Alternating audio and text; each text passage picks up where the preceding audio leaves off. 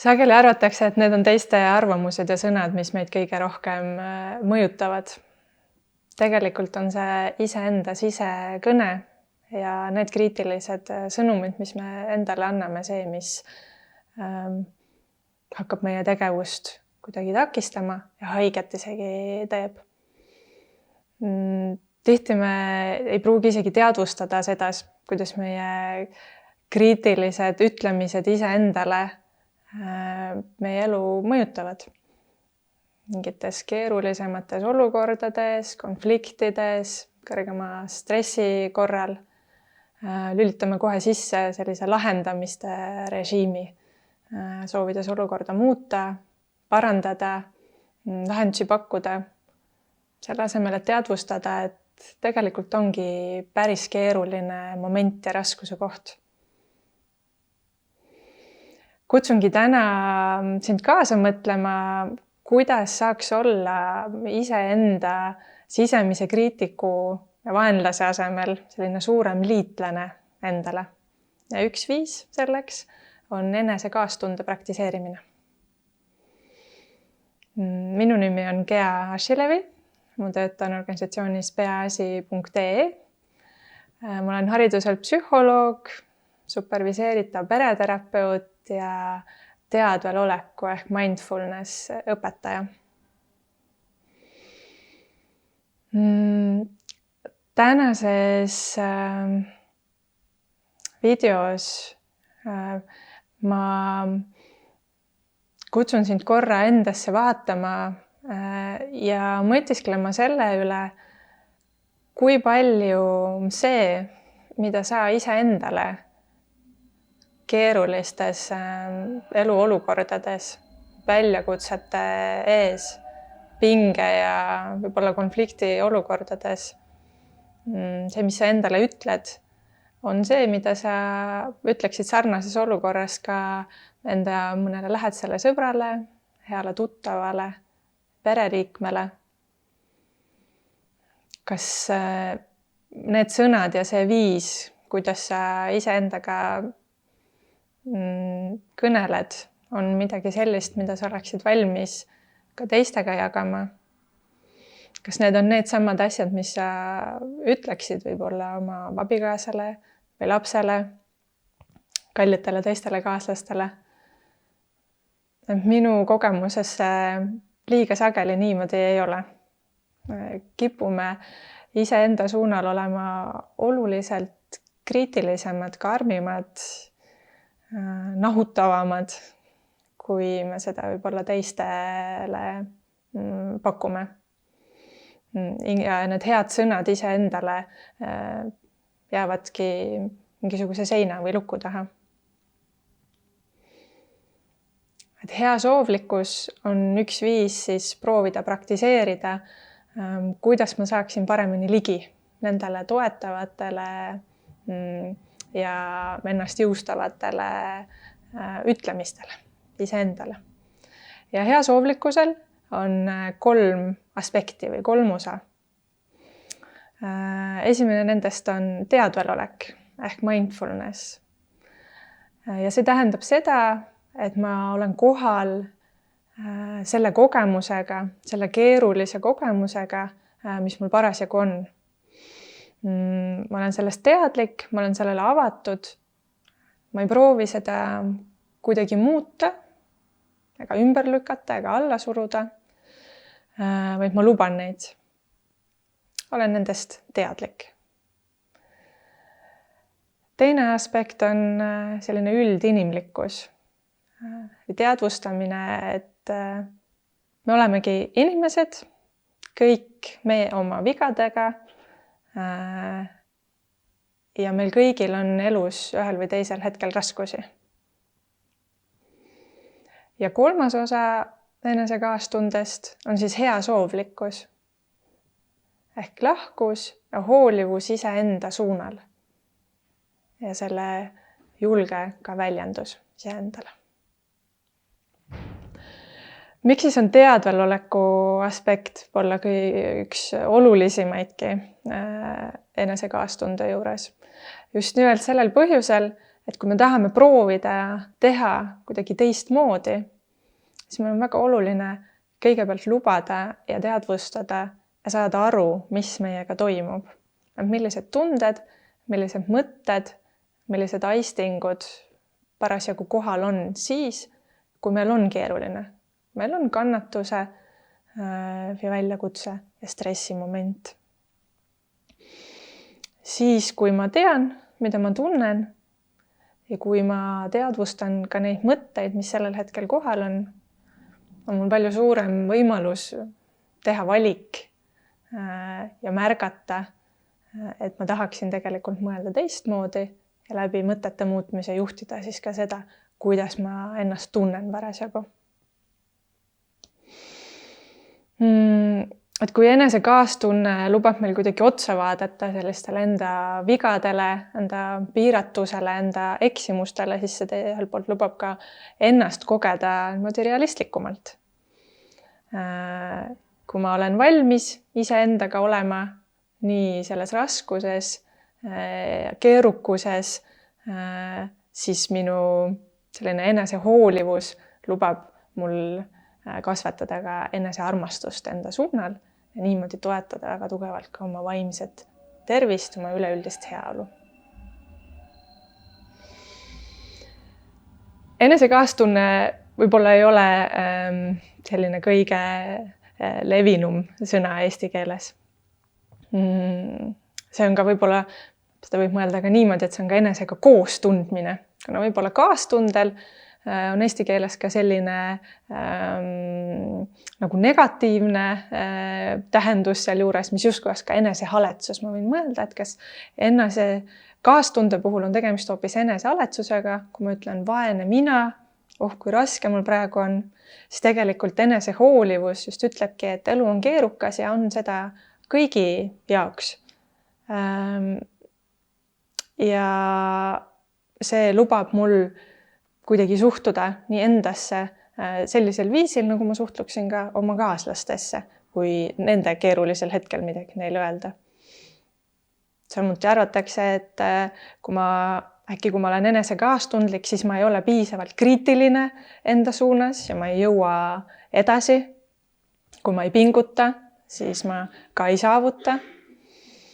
Siis tegelikult uuringud näitavad, et enesekaastundlikud inimesed on just nimelt järjepidevamad oma pingutustes ja püüdlustes, kuna isegi kui toimuvad eksimised või valesti tegemised, siis inimesed ei kritiseeri ega ei nüpelda ennast selle pärast ega mõtle, kuidas ma olen nii saamatu ja võiksin veel rohkem pingutada. Et aktsepteerides oma eksimust ja valesti tegemist, on nad vähem hirmul, et uuesti proovida ja uuesti katsetada.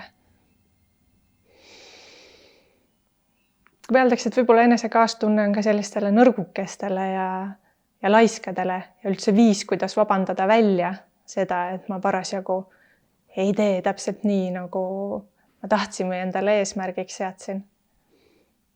Siis taaskord on uuritud, et regulaarselt enesekaastunnet praktiseerivatel inimestel on suurem võimekus toime tulla eluraskustega, suhteprobleemidega, kriitilisemate tervise olukordadega. Nende stressitaluvus on kõrgem ja võime sellega toime tulla oluliselt paranenud. Ja ka paarisuhetes on enesekaastundlikud inimesed sageli kompromissialtimad. Ja enda suunas lahkuse näitamine tegelikult kasvatab seda võimet ka seda teistele väljendada. Ehk siis olla lahkemad oma pereliikmete, partnerite, sõprade ja tuttavate suunal ja seeläbi hoida häid suhteid, mis on ka väga oluline osa vaimse tervise, hea vaimse tervise juures olemisest. Aga kuidas seda siis teha? Üks viis on praktiseerida oma päevas, oma nädalas sellist väga kiiret enesekaastunde pausi. Ja nii ma kutsungi sind kaasa tegema sellist 3-osalist enesekaastunde meditatsiooni. selleks ole hea, leia endale mõnus istumise koht sellisel viisil, et sa tunned ennast hästi toetatuna. Sinu selg on sirge, su õlad on all, jalad-allad on toetatud vastu maapinda. Et sa oled sellises kindlas, väärikas, toetatud asendis. Ja kui sulle sobib, siis sa võid oma silmad sulgeda. Kui see ei ole sulle mugav, siis lihtsalt vaatad pehmelt enda ette, võid pilgu isegi enda uduseks lasta. Ja tood korraks oma tähelepanu iseenda juurde, oma hingamise rütmi juurde. Sa ei pea seda mitte kuidagi ekstra pikaks või aeglaseks muutma. See on täpselt õige. See, mil viisil sa praegu hingad, on täiuslikult õige sinu jaoks ja sa võid seda lihtsalt korraks märgata ja tulla oma kehasse kohale.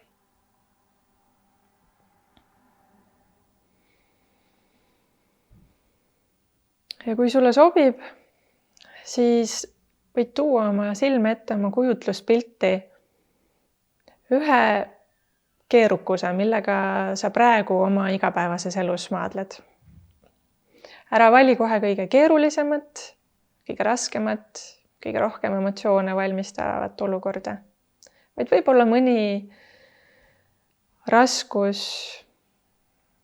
sõprussuhetes, võib-olla mõni keerukus tööolukorras, võib-olla lihtsalt mõni väiksem stressiallikas sinu päevas täna, mida sa märkad. Ja tunneta korraks, kas see annab endast kuidagi ka sinu kehas märku. Kas sa koged võib-olla pinget või ebamugavust? On see siis oma peas, kuklas, võib-olla kõhupiirkonnas hoopis. Et on see stressor kohal ka sinu kehas.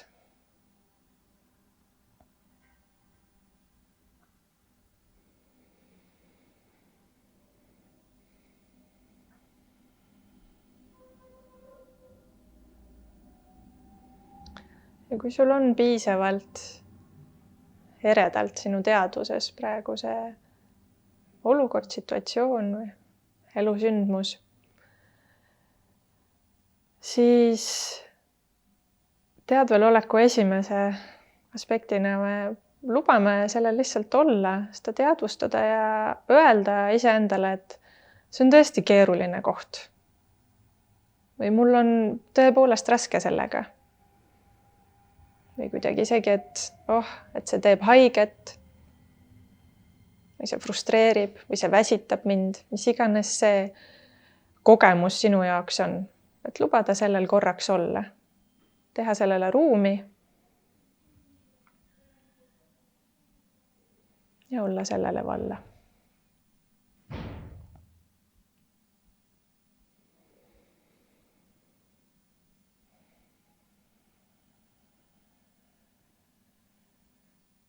Ja siis enese kaastunde teise osana tuua sisse see üldinimlikkuse aspekt ja teadvustada endale, et ma ei ole selles üksi. Et on ka teisi, kes võib-olla sarnaseid raskusi kogevad, sarnaseid mõtteid, tundeid ja aistinguid läbi elavad. Paljud teisedki aeg-ajalt kannatavad nii nagu mina. Ja võib-olla isegi läbi selle enda kannatuse ma saan tunda ühendatust ka teistega, kes midagi sarnast on praegu või kunagi oma elus läbi elanud ja see tekitab tunde, et oleme ühendatud läbi enda kannatuse ja valu. Ma saan tegelikult olla osa mind ümbritsevast.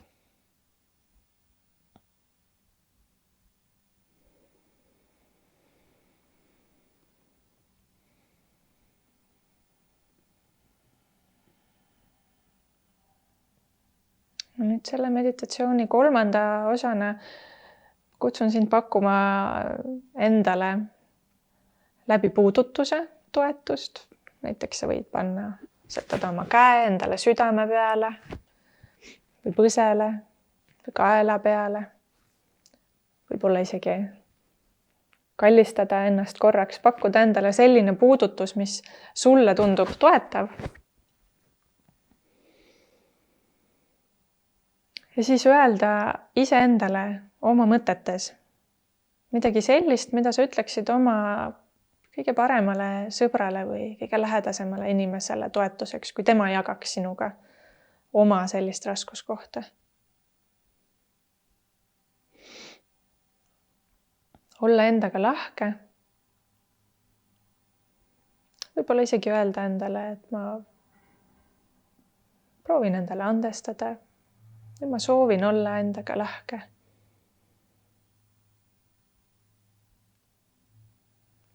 Või küll kõik laheneb. Midagi sellist, mis just sinu jaoks tundub toetav, kasutades neid sõnu, mis sulle sobivad.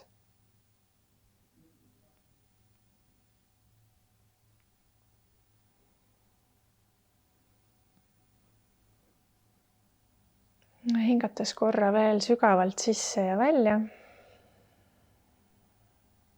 Võid avada oma silmad. Ja korraks tunnetada, et kuidas see oli. Olla endaga hooliv ja sõbralik.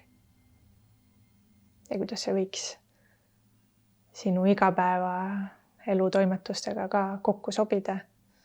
Millistel hetkedel sa võib-olla leiaksid sellise kiire enese kaastunde hingetõmbepausi. Ja miks mitte? Võib-olla õnnestub seda ka klassiruumi tuua kaasa.